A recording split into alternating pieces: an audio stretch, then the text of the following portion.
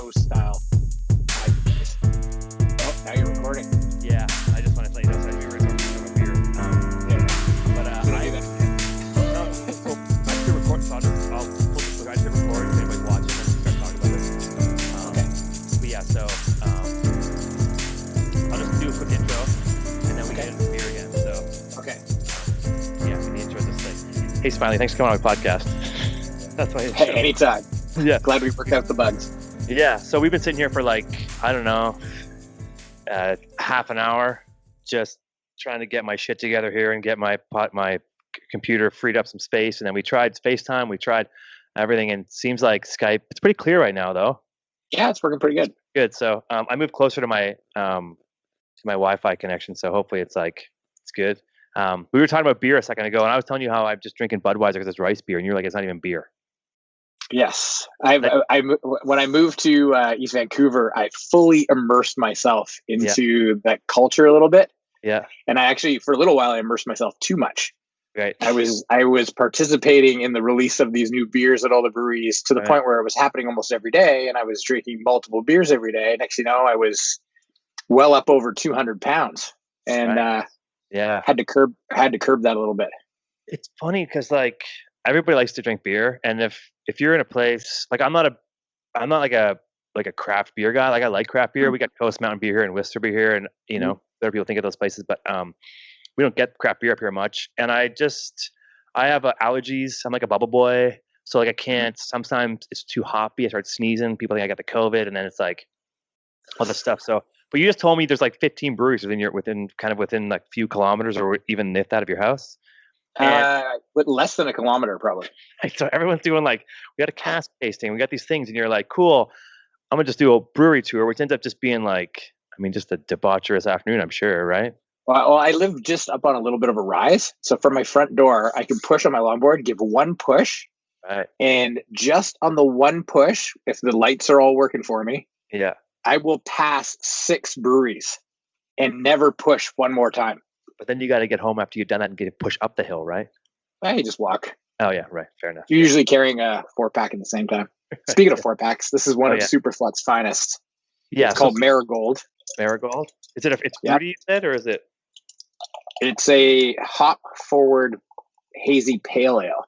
Okay, right. So I've been going more toward that style of beer because the pale ales are usually a little less alcohol volume than the East Coast style IPAs that are like 6.5, 6.8, 7, 8. Like some of them are pretty high test. I had interviewed. I did a podcast with the owner of Coast Mountain Brewery here, Kevin Winter. Super good guy. A while ago, talking about how like the hazy beers are a bit more easier to make, and a lot of breweries are making them because there's less refining that has to be done. But 2 pints and you're on your way. You're like, either you're going for it or you got to get the hell out of there. Like, you're committed or you're not. Yeah, and like there was a beer they were making. They couldn't serve it in certain size because it was like 9%.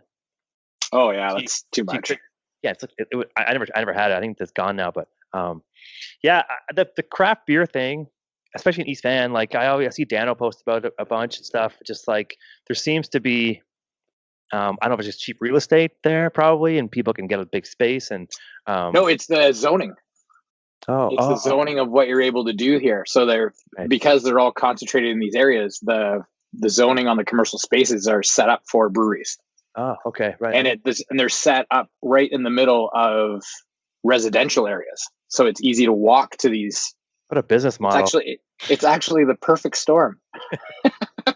Yeah, it's funny because I love that I can walk or pedal breweries across the street from my house because I don't want to go. I don't usually just go for one beer. When I do, I feel kind of weird. So it's like it's that thing where people just want to go, and every brewery is pretty unique too. They have a cool experience, and they're always trying to be kind of hip and have a good vibe. And then and they're putting out so many different beers all the time, right? There's always different stuff coming out. Are you have you abandoned all straight like this kind of shit? Have you abandoned it? That's a bad example. There's some people that enjoy that stuff. Personally, it's not for me. Right. I find it tastes more like horse piss. Right. Where this tastes like nectar of the gods. Yeah. I'm right. Sorry. I'm very snobby about it. Oh, it's fine. Yeah. I'm okay Yeah. with that. I'm a kind of a shit beer drinker, only because I do find that sometimes, like, yeah, I'll have like my throat will all be itchy. I'll be feel all weird. And I'll be like, I can't keep drinking this beer, especially like sours and stuff. Yeah. You're not the only one who goes through that. I find Yeah, there's quite a few people have that. yeah. But I like them. I don't like Budweiser that much, but I'm trying to be a little. This is gonna sound so dumb. I'm trying to be a little bit better with my health, and so I'm not going to drink drinking shittier beer for some reason. But someone told me that rice beer is better for you, so I'm just going to go with that until someone tells me. Yeah. It wasn't a doctor by any means, but yeah. Yeah. I You think heard somebody who heard somebody yeah. So I like rice beer. I that feel less knew bloated. somebody that was in the know. Yeah, I feel less Yeah. bloated. Was the what I heard? I'm like, oh, cool. So I don't want to be bloated, so I'll just drink. But I'm trying to curb my drinking because Yeah. having this much time, I mean, it's that whole thing where they talk about when there's like pandemics or like something happens, alcohol consumption goes up. It did. Yeah, it's clear. Yeah. I mean, I've experienced it for the past like 6 months. So it's pretty good. But yeah, I don't know you.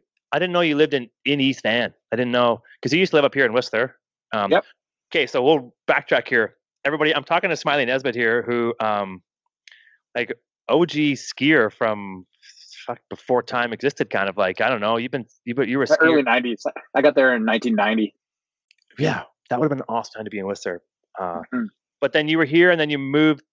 I don't know where you moved around, but you traveled around, skied, and did your thing as a pro skier, and then you're like a Solomon guy for a long time, right? Mhm. Yep. And then so we met. Just a little plug here. It is one of the remaining companies that still flows me a little bit of flow. And Yeah, thanks, Solomon. You're doing a great job. Yeah, I still have the Solomon like STL 16s from like 10 years ago. Still ski them like almost every day. Like I don't get flow anymore, so I got to just keep my stuff together. Yeah. But yeah, no. So you would do that for like you were like when you think about your pro career, it was like 15 years, 20 years. How long did it span? Like 10 years. 10 years. Okay. 10 years. I was paid to ski. Yeah, cool. Yeah, and then so now you live in Vancouver, in East Vancouver, on real estate. Is that your main gig now? Yes, just like every other washed up pro skier out there. A lot of them tend to kind of veer in that direction. Yeah. I'm not the first. Big, I mean, Vancouver, BC is a real estate, like people are buying houses, they're expensive houses. Like you can people are moving here, and it's a good place to live, and I can see why it's a good transition to job to transition to. Because I can make it a little clearer and a little easier. If you've skied your whole life, you don't have any education other than what you've learned as a skier. I didn't want to say that, but yeah. And then once you get to a certain age, your windows of opportunity get smaller and smaller and smaller. Yeah. And for a little while, I was lucky enough, I was starting to go down the sports marketing road. Yeah. And the reason I stopped skiing was I got offered a job at Oakley, and that didn't pan out. Right. It went all the way through like 3 interviews, have flown out, the whole deal. Yeah. And then it didn't work out. And then I ended up working for Kona Bicycles. Oh, that was Kona. Yeah, Kona. Yeah, right. Cool. And you were manager or something? Did you go and like babysit all the athletes around when they travel? Yeah, that's pretty much what I did. So what was happening is like 4 years into it, I'm just getting older. They're just getting younger. And all of a sudden I'm sharing a hotel room in Winter Park, Colorado with a 15-year-old. And I was just like, yeah, wow, I am not relevant whatsoever anymore. This is crazy. And I had to, it just didn't, it was not for me. It's hard. My heart wasn't into it. Yeah, and it's also hard. Some people don't recognize that right away. They try to like hang on, and they're not realistic about what's going on because like, there's people who are just try to keep it going. And I know a lot of guys now. It seems like real estate and construction, or unless you were somehow some kind of like nerd on the back end, you did something different in tech and you've gone somewhere else. But I mean, real estate's. I mean, you're busy. You have ups and downs as far as time goes, but you're probably working on weekends a lot, I guess, with people want to look at. I work when everybody else isn't. Yeah, exactly. Yeah, but when they're not working, the good side of that is when they're working, I'm not. Hey, shredding or skiing, whatever. I tend to ski when there's no lift lines. I can ride my bike when there's nobody else on the trails. So especially during this COVID thing, it's been pretty sweet. Yeah, fucking COVID thing. But okay, so then that always it always comes up for some reason because it's a popular thing we're talking about right now. But I'm gonna skip by COVID for a bit here. But I am. The real estate thing actually hit my brain too last little while. I'm like, oh, it's not that people are doing this, and I'm like, I think the good thing about skiers is you got to be personable because you got to meet people, and even though you got to be a good skier, if you're an asshole, people don't want to work with you unless you're like the best skier ever. But you got to have good people skills, and real estate, in my opinion, is like, and there's also the paperwork side, and crunching the numbers and being on point. But you have like lawyers and stuff helping you, people who are like really on point with that stuff. You're always handing off a lot of the transactions, but with the lawyer, and you're working with a mortgage broker to crunch numbers. You just have to know what's going on in that neighborhood. Yeah, for sure. And then proper advice, and be a friendly guy and meet people and like chat with people, and like you got to be a salesman, and as professional athletes, till you get to that point where you're regarded, you need to get people's on your side, and so it seems like a pretty good transition, or a good job to transition to anyway. Mm-hmm. But I meet a lot of other realtors out there right now. I know it's not the most exciting topic, but the realtors that I meet, it's funny. It took me a long time to pass the course because I obviously didn't know how to study for things like that, but as soon as I passed the course, I had like the marketing side of it was down. The rest of the part of that business was pretty natural for me. Right. So it was kind of funny when I'm talking to colleagues and I'm like, how'd your database? And they're like, oh, I got my mom and I'm working on it. And I'm just I'm standing there like, I got like 8. I had to whittle down my database from 1,500 people to 700 to 400. Right. So when I turned it on, I just reached out to a few people and said, hey, I'm doing this now. And it just kind of snowballed. I think too is like, excuse me, this Budweiser make me burp. The gone are the days of like the stuffy realtor. I think there are those people now, they're still in it, but like people like, our age and stuff it's a good fit because people aren't as uptight, and like housing is a bit different for people. Their needs are different. It's like, oh, I got to get a house so I can have a kid and a wife and everything else. It's like, I got to get a house because I want to live somewhere. And it's more like trying to find what fits their lifestyle, not just buy a house and, that is their lifestyle.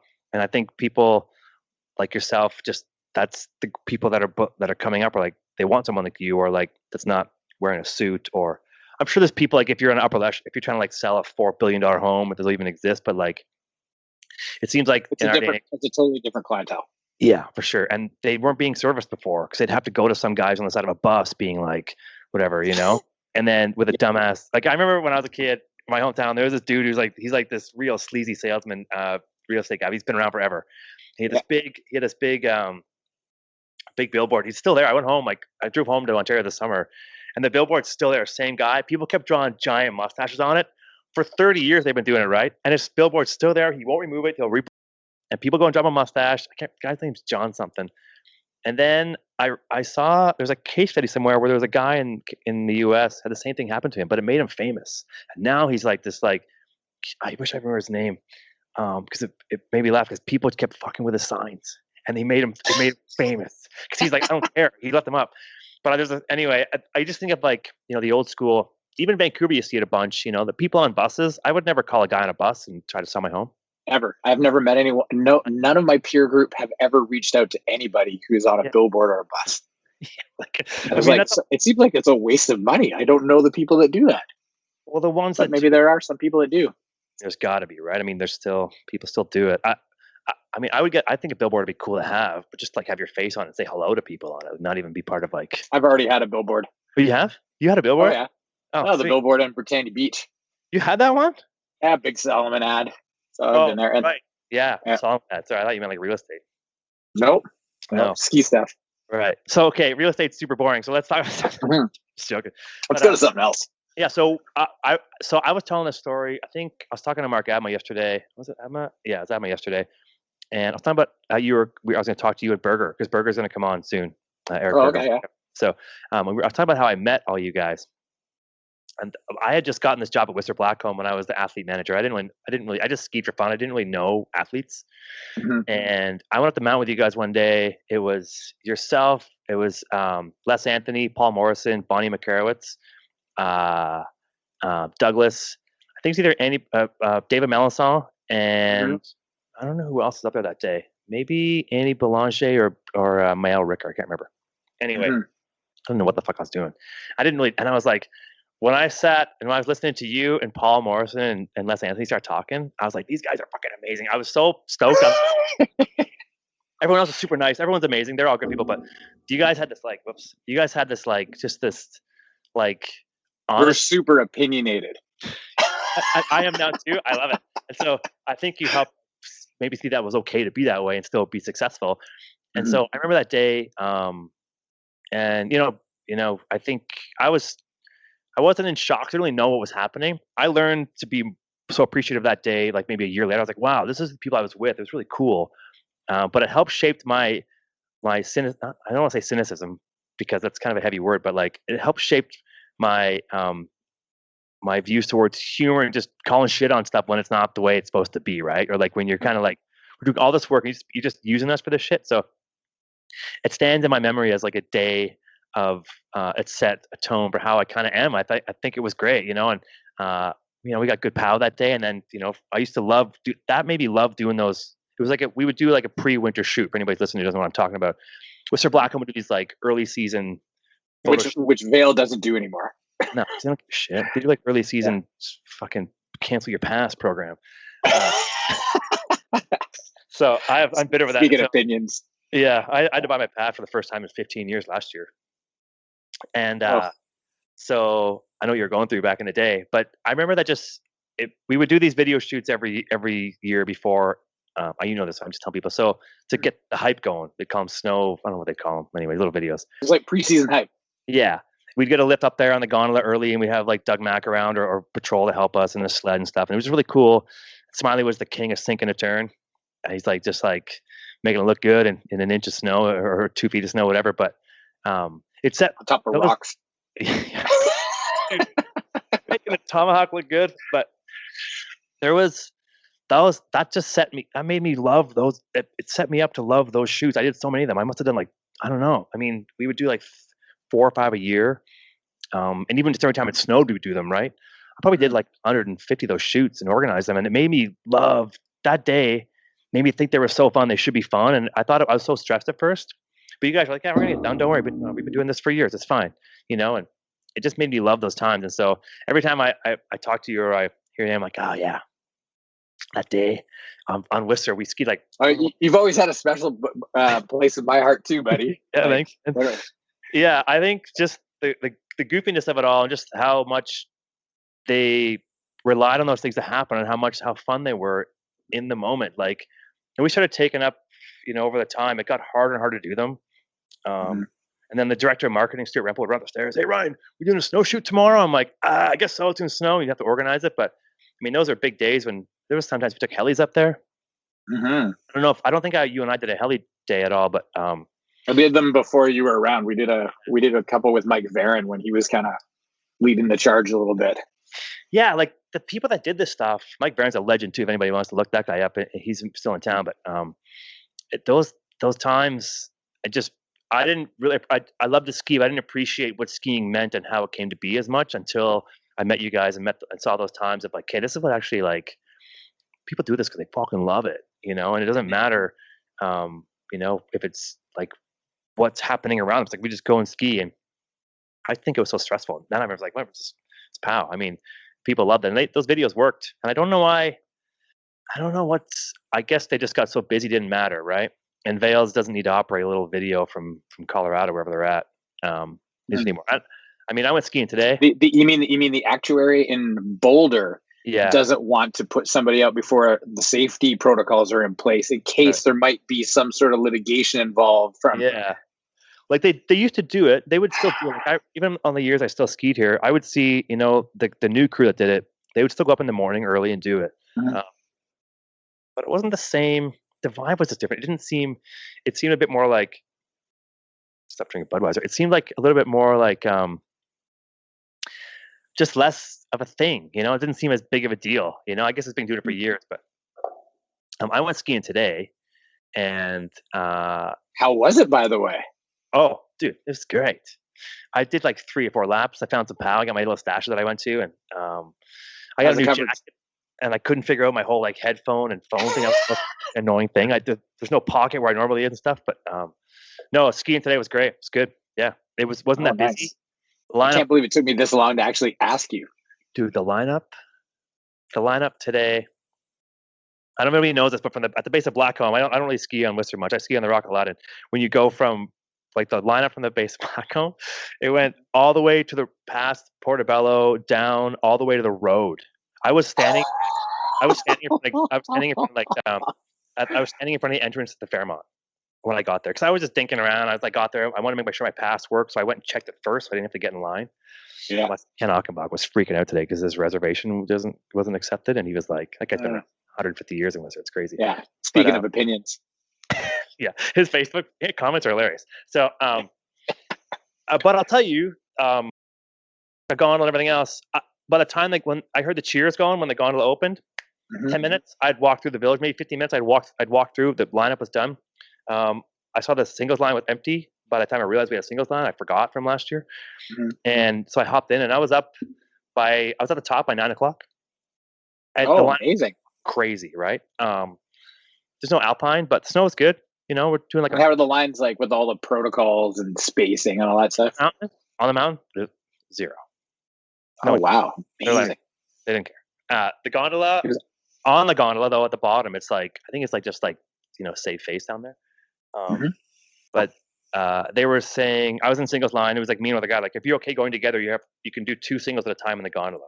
See, just 2 of us. You could go in groups, like they were saying. If you're a group, yep. So I think it was. I didn't really pay attention. I was like, just get me on. I think it was 6. I think it's the standard 6 thing. Stuff. But yeah, it was fine. It's good. Got up there, skied, shred, bit of an inversion. So it's snowing down. Wow. It was up top. I fucking love skiing, man. It's good. I was like, this is cool. I was like doing laps. But makes me happy to hear that. Totally, dude. Here's a funny story. Sorry, I'm interviewing myself here, but so I have a pair of old rock skis. I lent them out to a friend last year who came to visit. His brother was in town, so I let him borrow all my gear. I guess they adjusted the bindings, and I knew that, but I didn't think about it when I put them on today. So I go up, I park at base 2, and I click in. They feel fine. I didn't notice. So I'm like, I start skiing under I'm like maybe 150 yards away from my car. Maybe not. Maybe like whatever. It doesn't matter. I'm just not far from my car. And I go to ski down under the magic chair, and I hit a cross stitch and just fucking double eject. Boom, gone. My bindings are still. I scorpion. I'm like maybe a minute and a half into skiing for this year, and I'm on my face. I'm like, fuck. Some guy comes by. He's like, "You okay, dude?" I'm like, "Yeah, I'm fine." I got up and I had to ski down the rest of the way, and then when I got to the top, I fixed my bindings. But yeah, it's just it didn't matter. I was laughing. It was good. It was good to be up there. People were excited. Nobody was bitching and moaning. The lineups were long at the bottom, but everyone seemed to be happy. It was cool. Oh, good. I miss opening day. A thing came across one of my Instagram feeds. We were talking about how I never missed an opening day, like in almost my entire life. Oh, yeah. And in the last 3 or 4 years, I've missed most of them. And it's because you turn into a grown-up. Yeah, right. And you know what? Growing up sucks. I like opening day. The vibe, even when it's crappy snow, like maybe when there's like 2 little man-made ski runs that go down and it's just ice. I'd ski to like almost 1 o'clock in the afternoon on that shit. Yeah. Because it's a shit day skiing is a hell of a lot better than a great day at work. Oh, dude, 100%. So like what's happening now is everything's expensive. Everyone's trying to get. Everyone wants. This is something I thought about this morning, and because it wasn't that bad this morning, it was pretty mellow. But I think back when I was younger, when you were younger, When I was younger, I was trying to get in Ontario, and opening day wasn't a big. I used to ski race whenever I was lame and everything else. But I think now though, there's so much pressure. It's so busy. Everyone's expecting it to be a scene. They're trying to rush there, and so opening day is like. Almost like a check off of the list you're trying to get accomplished. Where when I first came here, opening day was like, it's going to be awesome. Just more of like a feeling of it was less than like a scheduled agenda. I felt that today. I didn't feel that today much. I agree. I agree 100%. I felt it more in the last 5 or 6 years, and I felt today didn't feel like that at all. So everyone was awesome. actually getting to ski because it felt like everyone's probably like, is it going to be open? Are we open? And then they did open. Like, cool. Then we could ski. And I skied like 4 laps. I know, a little bit switch, a little bit, swashing around stuff. Yeah. And but shoesing. Yeah, shoesing. Yeah, for sure. But tons of pizza, tons of French fries. Did you grow up Where'd you grow up? You grew up in the West, in BC, right? In the West Coast? No, I never did. Oh. No, I grew up in the Gatineau Valley. Oh. 400 feet of thigh burning hell. Dude, right. Okay. Yeah. Quebec. I was born in Wakefield, Quebec, and there's a little ski hill there called Vorlage. Right. And it was only T-bars. Right. But I lived right beside Edelweiss, and I was such a little shit. I got banned from there when I was nice. So I had to hitchhike 11 kilometers to Vorlage. Oh wow! Yeah, damn, 13 years old with your skis, hitchhiking, because you could do that when you were 13 back in the day. Yeah, no, I mean, if you got abducted, it was a story. Now, just like, yeah. Sorry, I find that the funniest joke, but I kind of knew that. Now that you mentioned that, I knew that. I just think I just kind of was like assuming, but because I grew up in Ontario, I used to ski in Quebec all the time. I had an aunt and uncle in Hull, Quebec. We used to go to Tremblant a bunch. But probably have good style. You're good. You're French. You have good clothing style. That's why it's the base. You got to set that base.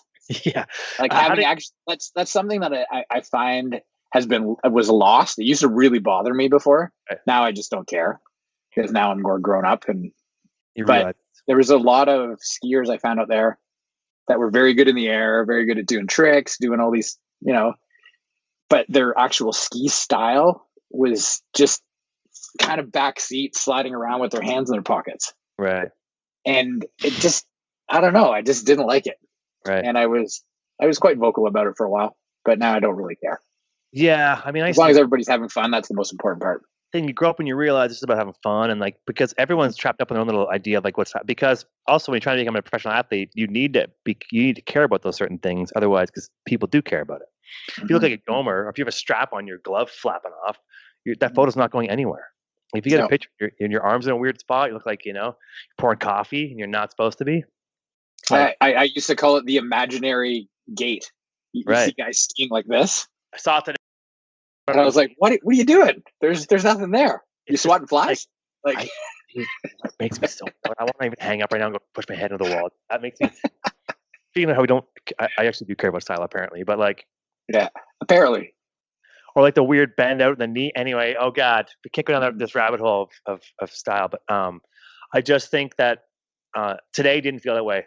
Today was just nobody cared. They're like, we're just skiing, and I felt like, I was talking to some dude on the mountains or on the gondola way up. This big tall guy, and I don't know why I might be taller or not, but he was a giant human. I was like, holy, you need 2 gondolas, bro.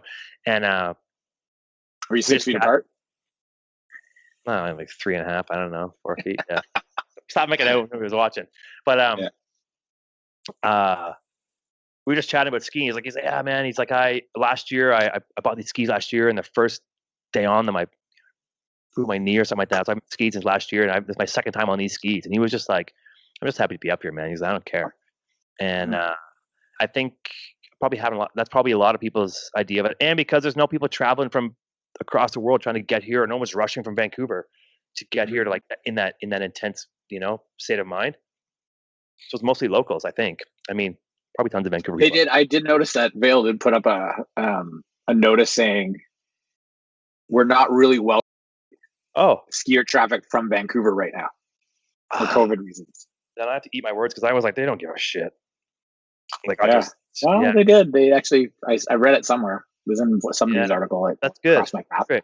Yeah. I mean, it sucks that it's not that can't happen. It sucks that people can't come places. But there is no matter how you feel about this whole thing, there's something that's got. I mean, people got to pay attention. At some point. But if I was in Vancouver, I don't know if I probably would have come up here. I don't know if I would have done. I don't know. I went up Cyprus yesterday, and that's why I was asking all that. That's why I was asking all the things about Whistler. Is that there it's a little different. There's such a big population, and the vertical is substantially less. Right. So that you spend a lot of time on the lift lines, and they were really like, if a single was on and there was not another single there, they're just riding a quad by themselves. And then it was doubles. It was every chair, and they were full on monitoring it. Oh, dude, Whistler Black, let's not do that. I shouldn't be laughing about that. It's not. Well, people were just getting on and going up. Yeah, like they had people monitoring for masks in the lift lines. Really? They had Vail here saying, "Do you want to register when you want to reserve lunch?" That's what they were doing in line here. Do you want to reserve? Because you had to reserve a spot in the rendezvous or whatever, right? Yeah. So like everyone's wearing a mask, and they're like, anyone want to reserve lunch? They didn't. I also wasn't that thick of it. I was in Alaska waiting for the chair to open pretty much. So I didn't see like how tight it was up front. By the time I got there, it's pretty empty. But it's interesting to think that to know that they were doing that down there, and it's responsible. I mean, was it like on every lift, like on the every lift on the mountain was like that? Yeah. Well, there's 2 lifts. Oh yeah, I don't really know. Yeah, cool. And there's 3 runs. And there's the entire population of Vancouver. Right. They have night skiing, right? Don't they? They what? They have night skiing, right? So that's a bonus. They do. Yeah. Night skiing's pretty rad. Yeah. I've been happy to say that I've had a couple of friends from Whistler actually come up and come night skiing with me and my daughter. So it was actually cool. Well, night skiing for me is a big thing from the East Coast, yourself too. Night skiing's a thing. It's like a big thing, you know. And I mean, I guess they have like the night skiing here, but it feels like in Whistler, I mean, there's no night skiing obviously, but the bigger resorts they have a hard time doing it. But like Saint Sever and those the big wall of night skiing. That's kind of a tradition for me. Like get home from school and go skiing at night. You know, or anywhere, just go skiing. Like you just. I had a locker. Yeah. So I would get off the school bus at Borlage, go in all my ski gear was in my locker. I'd change and then just go skiing. And my dad would pick me up at 8:00 and take me home. Oh yeah. I had to go back to my locker, put all the stuff back. It was all dry in there. Your stuff was dry in the morning. Next time you had to use it, it's pretty good. Sweet. I never had a locker, but when I was a kid, I lived like maybe half an hour from a ski hill, and I'd bike there once in a while as a kid. Stupid idea, but just skiing at night, it's cool, man. I mean, it's just a different thing. It's like I was in Japan a couple of times. I've never skied night there, but it seems like a rad place to ski at night. But one of my fondest memories skiing ever is night skiing in Japan. I bet, yeah. It's always like it seems like it's always POW. It was unbelievable. I will never forget it. Yeah, that's cool. It was myself, Mike, the late JP, Shane Zox, Les, Paul. They were all there. Yeah. And we've been drinking and everything. And I'm like, and I was a night skiing guy. So I'm like, I'm going. And I just left everybody and went up, headphones and my mini disc player. Remember when you have mini discs? Skip and you're mini disc. I have my mini disc player. And I remember listening to like Van Halen and skiing POW just off the side of the run. It was all, I'll never forget it. Yeah. You could see it peel off of your knees, like into your peripheral. Just all glowing in the lights. It was pretty cool.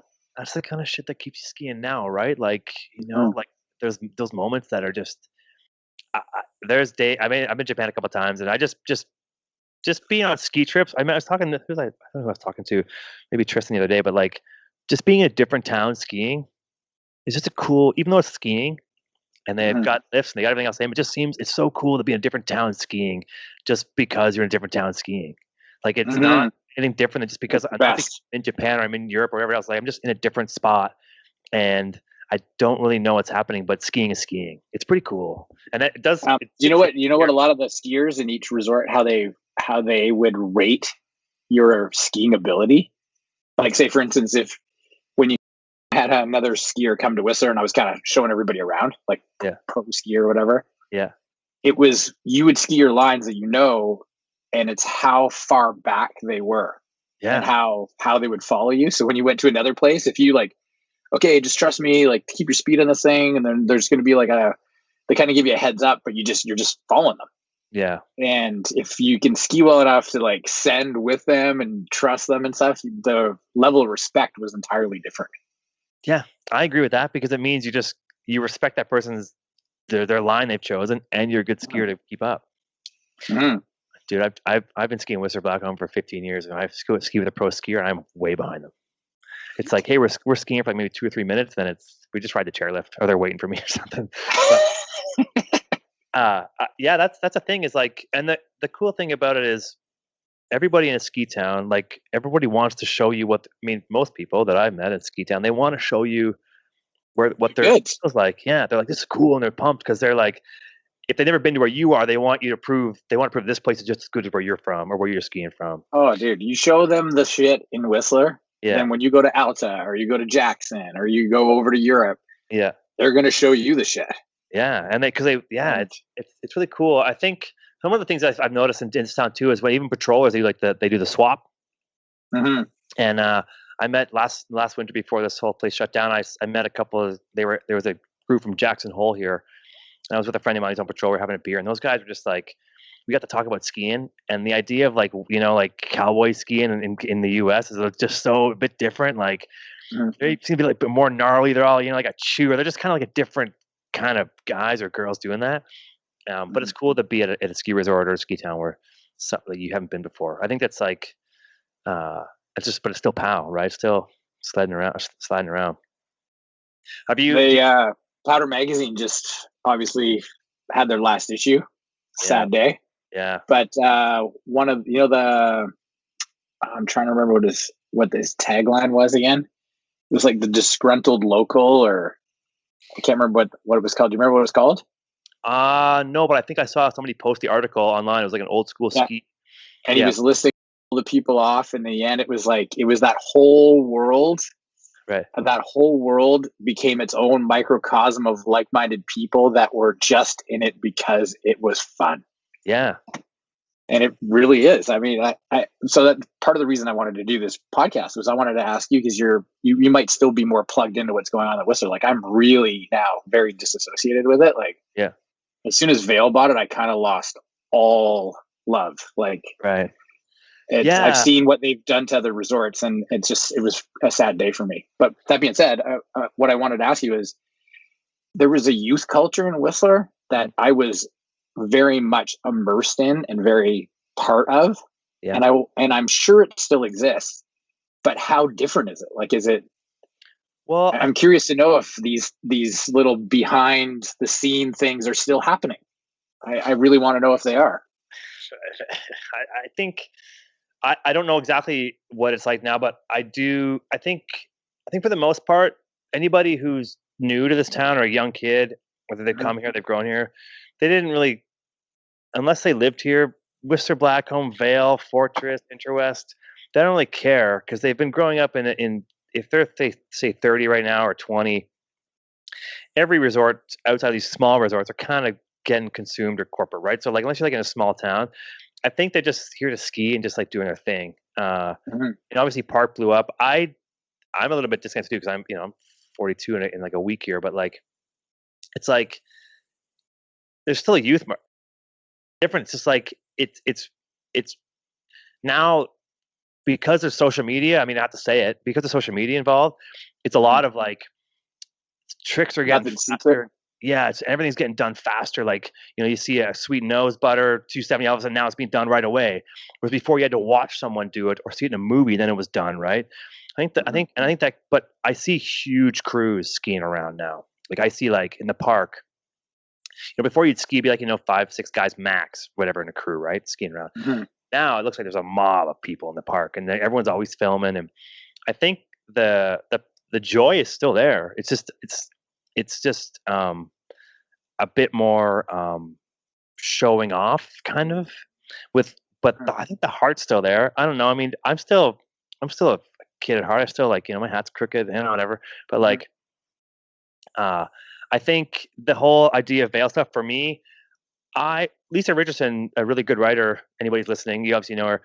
She asked me what I thought, and I was like, the oasis is gone. I think everybody's looking for an oasis in the mountains, right? I think as Whistler, I think that idea of it's kind of gone as far as the romantic side of it all, which you're well aware of, like, which you were part of, right? Help create. I think that's gone. But when it snows, and people who want it to snow are there when it snows at any resort. This town, it's just more expensive. It's less. I think there's obviously less ski bums. Staff housing is still full of people getting fucked up and partying. Like, there was I saw this. This is probably a good example of what I'm talking about. Yeah. When COVID first hit, there was a huge party up at Base 2, like massive party, and they were saying, social distance, and there was a massive party. Excuse me. People were jumping on the roof of the 2 park. Like, it was, dude. They were just chaos, and somebody put it on social media, and then it all got shut down, and people got a bunch of shit for it, right? But the heart's still there. But that still happens. Yeah, but the heart is still. Thank God. Right? Yeah, and like, I think it's like, I think it'll always happen. It's just that we get older, and you're just, like you said, you're disconnected. It's not because you left that you disconnected. It's because you don't want to be jumping on the roof of a building trying to knock the shingles off with a beer in your hand. I mean, I'd love to do that probably tomorrow. I'll try that, but like, it's just not what we're trying to do. So we don't really turn a blind eye. We're just kind of like our eyes are on different things, right? But still happening for sure. Still happening. I walk through the village, people trying to not throw up in the garden, people trying to like, save, like it's still there. So whether Vail owns it or not, I think younger kids are just used to how expensive things are. They still do what we used to do, but it's a bit more publicized, maybe, and it's easier chance to get busted. I was just curious to know because I remember there was a time where there was like a whole other back scene to Whistler that the social media wasn't there. Right. Yeah. I mean, you and I had a mutual colleague who worked in the marketing department. I'm not going to say who it was. I don't even remember. I don't know if I remember. Yeah. She kind of ran most of the marketing. She was from Kimberley, I believe. Oh, yeah. And she was introduced to Mike Douglas, who's, no offense there, Mike, but you're a lot more straight arrow guy than some of us. Yeah. And Mike said, she's like, oh, well, I want to know about the on-mountain stuff and what's going on in the village. I want the behind the scenes because we want to get a more realistic view of what's going on. And Mike flat out told her, said, during the day, I'm your guy. But if you need to talk about night stuff, you got to go and talk to Smiley. Yeah. And she calls me and I said, hey, tonight there's a big party in Emerald. You should come and see it. That'll give you a good example of what it was. And I can't remember if you were around or not when that was happening, but Blake Jorgensen lived in a house, the Emerald House. I've been to those parties. And it was, in my opinion, what made Whistler so great. Yeah. You would have these DJs from the UK play a night at Soul Kitchen at Tommy's. Right. And then afterwards, they'd go to Blake's house and just spin records till the end of the morning. Okay, so that stuff still happens. Oh, good. I can attest to that. Okay. I've never been there. I've never been there. Yeah. I can attest that stuff happens. Different people, obviously. I remember seeing her face. Like, I kind of forgot she was there, and it was 5 a.m. or something. Yeah. And it was thumping, just mattresses against the wall, windows. It was a rager. And I bump into her in the kitchen, and I'm like, hey, you made it. What do you think? And she just had this oh my gosh, full deer in the headlights look, yeah, holy shit. This is actually happening. The good thing was, when I came to Whistler, I was already okay with that kind of, the dark side of everything. Mm-hmm. It still happens, man. I haven't been to something like that in, 2 or 3 days, but I'm joking, but I haven't been there like that in a while. But it still happens for sure. It's not that far gone that I've experienced those parties for sure. But I'm also, dude, there was a party. I used to live at this house on Eagle Drive. Greg Daniels, you know that guy? You know that guy? Yeah, of course. I used to live in his basement. He had this house he rented on Eagle Drive. Yeah. And it was like this, we lived in the basement. He would always rent a bunch of this, I don't want to see, but a bunch of Aussies and English guys, they'd come with a bunch of money, and there was always a fucking raging party. That place was chaos, right? That was maybe 10 years ago. But I've seen on Facebook. 10 years ago and now is a big difference. Sure. But what I'm saying is that house is still on Facebook. There's somebody with a video of cops out front, lights going, last year. Dude, last year. Somebody, that's great. They do a rail jam because Greg used to store all his rails in our backyard there. So one year the guys upstairs cut the chains and had this 10 years ago or so, had this sick rail jam, right? Well, I don't know why it's that one house all the time, but on Facebook last winter, you'd see because there was the house across the street that was a pretty big house too, the party house. There used to be some hot chicks up there when I lived there, but anyway, so that would be, it still happens for sure. I don't know if it just can't be underground anymore because someone goes and takes a video of it and puts it on social media and everybody gets pucked. Idiots. It's not. Idiots. It's just now it's the risk is higher because someone's going to, hey, look at this cool video, and they don't even know. And then someone puts it on Whistler, the Whistler Winter Facebook page, and chaos, right? Yeah. But Smiley, I can assure you, and I can, you can be happy that it still happens. Oh, good. Because I was wondering if that would curb a lot of it. Because when I was still doing that, that wasn't really there. Yeah, but whatever else, you would see the video of it in the credits at some video magazine that was at the tail end of another movie that was put out on VHS or CD, And you had to have a VHS camera with you to get it, so it was very rare that you got the footage. Some giant dude walking around with a big spotlight. Got the cord behind stuff. But that's still, it still happens. It's still there. I mean, I just don't know if it happens as much, but you kind of mentioned Vail and stuff in the changeover. I think a ski town's a ski town, and if Vail owns it or not, people are here to ski, and they're going to go underground. They're going to do K. They're going to do coke. They're going to talk to people at Arapahoe Basin about that. I think you're very wrong. Oh, really? Yeah. Okay. It was very much a ski town. Yeah. They took it over. Yeah. Sold it. It's now being re-immersed as a ski town again. Okay, cool. Like a noticeable difference. Right. I rode up this chairlift with somebody who was traveling in Canada. Yeah. And she was from there. And she says it's night and day again. Good. It's like a veil has been lifted, literally. Right. Yeah. Pun intended. Yeah. Well, that's good then. I'm glad I'm wrong because I guess I'm glad I'm bummed that I'm wrong, but I'm glad there's parts of it being fixed back to what skiing is. Yeah. I think like if something happens in Whistler where that corporate, I'm going to take as much of soul out of skiing as possible, goes away, Whistler might be different again. It sucks because this is such a big moneymaker and the whole town's an investment, right? We're a smaller town, smaller resorts. There's less investment. There's less reason to buy the place and take it over, right? Because the profits margins are pretty small. But maybe it's just because Whistler can't. There's so many subdivisions, so many off. It's not just like this town that's been consumed by the resort. There's still those houses, those outliers that are still, bumping and thumping, and need to probably get torn down and rebuilt. Did you ever go to a party in a house? This is so Whistler specific. This conversation, it's great. Did you ever go to that Blueberry house? Did you ever hear about the Blueberry house? It was like this huge home that somebody had built. Obviously, somebody built it. But it had like bunks in the basement, and it was just a massive home. It's like I never did. Yeah, I never really partied in Blueberry. I partied in Alta Vista. Right. Oh, so Alta Vista, wait. House. And it wasn't huge. It was like a little A-frame piece of crap, all dirt floors down on the bottom. Like it was garbage. Dano lived across the street and used to host. He used to host. This is really early days. This is before I was paid. I was just a ski bum. Yeah. And hosted gin and sin parties. Oh, and you got super dressed up. And now people dress up all the time. It's not a big thing. Right. But back then, everyone just wore frumpy, big, baggy clothes. And you couldn't tell a girl from a dude. Yeah. Like everybody was just the same look. They just looked like Cousin It with like clothing, Yeah. And all of a sudden at Dano's little get together, like full dresses and guys wearing suits. And it was like 2 p.m. playing croquet in the front yard. Pretty special time, like that was pretty cool. That's a good idea. If we can ever hang out again in groups of more than 2 people, I think that needs to happen again. The events, because you have like, I remember like when Cornucopia comes around and these things happen, these events happen, people do still get dressed up, but it's $150 a ticket. It's all this stuff, and it's like it becomes this thing you got to do.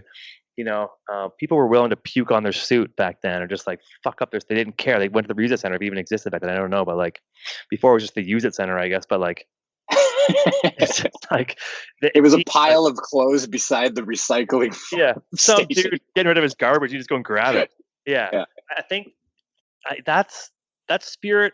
I think it's kind of leaving, but it's taken a long time because there's people that come back. There's probably new key players I don't know about that have come back to town and had those iconic parties. But yeah, they're still there, man, for sure. I just think.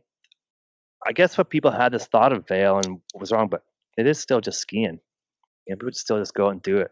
It's like more expensive, but my pass was, $1,200 for a pass. Not that crazy. It needs to be more, right? If you wanted to go up and try skiing, it's like $190 to get into the actual sport. Now is expensive. Mount Baker, $68. Sure, and you can go in with your dog. They serve craft beer. Yeah. Sweet. And the espressos are actually proper espressos. Right. Oh, Siri just heard me about craft beer. Oh, really? Tried to tell me where it was. Yeah. Stop listening to me. Quit asking. We know you're talking, Smiley. Yeah. I think, I don't know, man. I just think skiing's got, there's less outlets for people to see skiing now. There's less people can be stoked. There's less videos to watch. Obviously less magazines to read. It's also social media to consume, but you can still be aware of skiing and watch cool shit. But the romance is gone, I think, for a lot of it all. But the exposure to it is more there, even though there's less print and stuff. And I think the only thing I can say is about this younger crew coming up is they just, and I'm speaking generally, but I can't speak for everybody, but they don't get the chance to read a story of like being in Zermatt with these people doing these things, or being in, these, sitting at a bar with Treadway, or sitting at a bar with like some guy named Stan, whatever, is doing something, been there for 100 years. I think that's a bit different, but I would guess, I haven't skied in Europe much, but they're probably still I think that culture probably still lives in Europe more. I don't know if I'm wrong. Yeah, I don't know. I haven't been since my ski days. It's kind of come to an abrupt halt. Yeah. Now I just go up to Cyprus with my daughter, and and how's that jump to the side of the runs. How's watching your kids grow up, like, or your kid, just one daughter, right? Yeah, like I got one. Yeah, I don't have the patience for two. Right. Probably one of them would be a patient, probably, if you had two. But like that must be, from your days of skiing and the way you loved it and the way you got into it. It must.